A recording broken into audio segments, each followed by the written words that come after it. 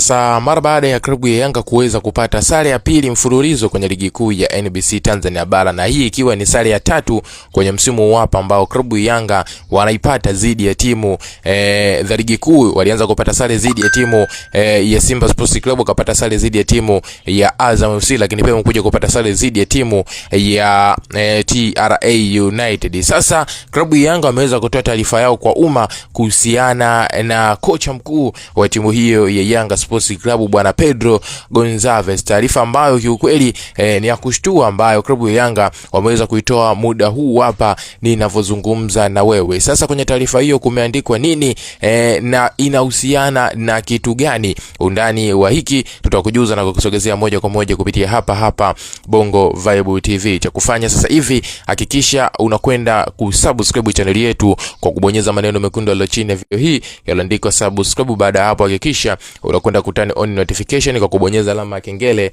itakayojitokeza hapo pembeni. Ukishafanya hivyo, utakuwa ni mdau wetu wa kwanza wa SR Media Plus kuweza kujipatia kila aina ya taarifa mpya ya michezo ambayo sisi tunakujuza na kukuhabarisha moja kwa moja kupitia hapa SR Media Plus. Na kama tayari umekushaweza kusubscribe channel yetu, sasa twende kazi tukaangazie kuhusiana kile ambacho nimeweza kukujuza hapo awali juu ya taarifa ambayo klabu ya Yanga ameweza kuitoa. Kama ninavyofahamu, siku ya jana klabu ya Yanga walikuwa na mchezo wa ligi kuu ya NBC Tanzania Bara dhidi ya timu ya TRA United, mchezo ambao ulitamatika kwa sare ya kutoweza kufungana, ambapo ndani ya dakika 90 sio Yanga alofumania nyavu wala sio TRA alofumania nyavu na kufanya mchezo utamatike kwa sare ambayo imempa Yanga alama moja na kudondosha alama mbili, ikimpa pia TRA alama moja na kudondosha alama mbili. Sasa kwenye mbio za ubingwa ukiangalia alama ambazo klabu ya Yanga yuko nazo na alama 36, lakini opponent wake anayemkaribia zaidi ni Simba Sports Club